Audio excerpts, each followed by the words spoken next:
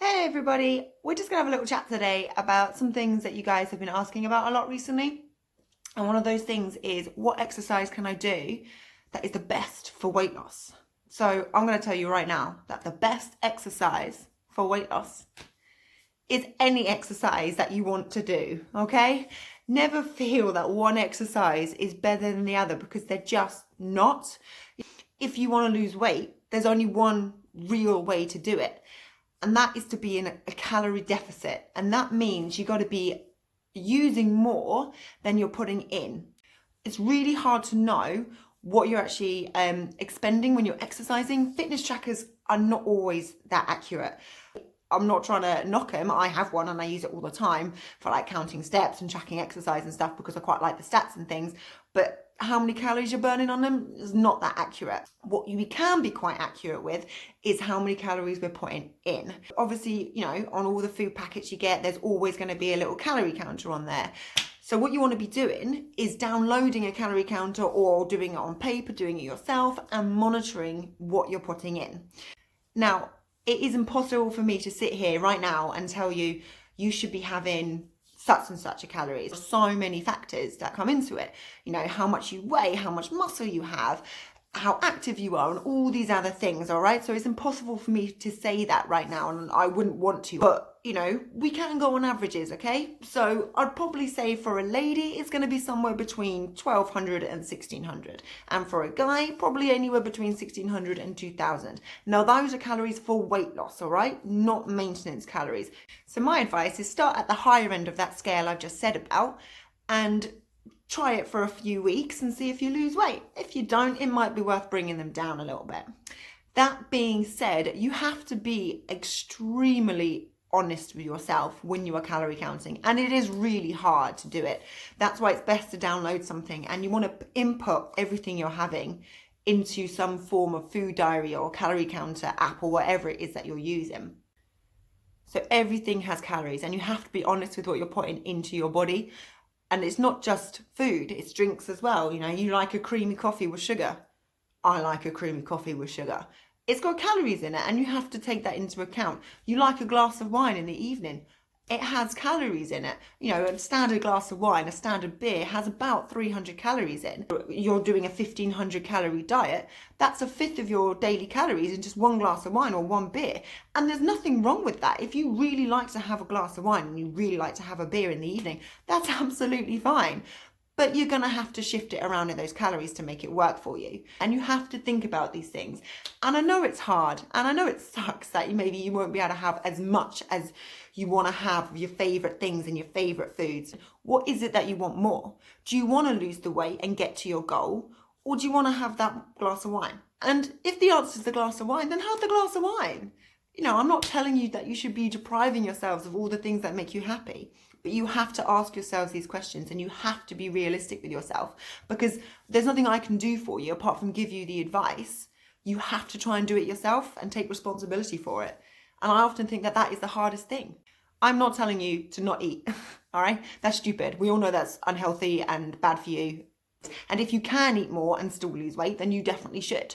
All right. It's not about starving yourself. It's about being in a deficit. Studies show that the slower you lose the weight, the more likely you are to keep it off. And it's true, because you just develop these habits and you stick to it more. Okay. If you can eat more food, you're going to be less hungry, which means you're going to be less cranky. You can have the higher end of the scale and still be losing weight. It's a win-win. So when you're in that calorie deficit, you're going to be losing weight because your body's going to be burning your reserves that you have, because it hasn't got enough food going in to be burning. So that's how it works.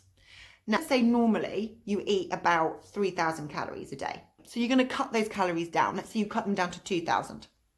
That's 1,000 calories less than you're normally having. What happens then is that you feel hungry. Now, if you are now exercising really hard on top of that, you're going to be even hungrier. And that is when it's hard to stick to the diet. Advice is actually, don't go really hard on the exercise, because it does make you more hungry. So go for like low impact jogs, go for walks. Walking is amazing for you. We want to be doing the exercise still, but you have to be realistic, all right? There is no point halving your calorie intake, being starving hungry because your body's not used to the amount of food you're having, and then exercising on top of that and being absolutely knackered and feeling awful, when actually we need to be thinking about the realistic lifestyle choices. Yes, you want to be in a deficit if you want to lose weight, but you need to do it in a realistic way that you're going to stick to it, because weight loss doesn't happen overnight. It doesn't happen in a week. Realistically, to see good results, you need to be doing it for a few months. Obviously, it depends on how much weight you want to lose. Don't weigh yourself every day. Don't weigh yourself every week. Give yourself 4 weeks.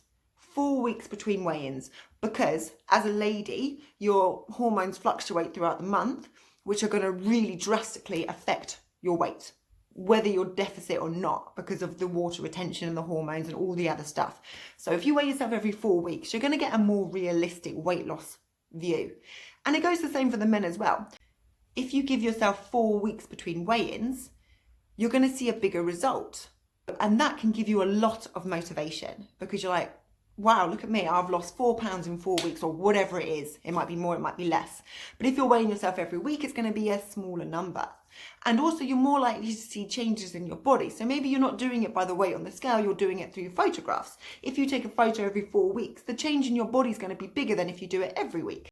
And then coming back to exercise as well, is that there's no exercise out there that's better for you than any other. I say this all the time. All you have to do is just find an exercise that you like doing, you know you'll stick to, you know you look forward to doing it, because if you enjoy it, you're more likely to do it, and then you'll get the benefits out of it anyway.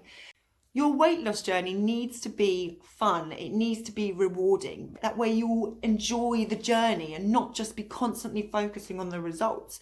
And the way to enjoy it is that you need to be eating foods that you like. And it's the same with exercise. If you're doing exercise you enjoy, you're going to have fun.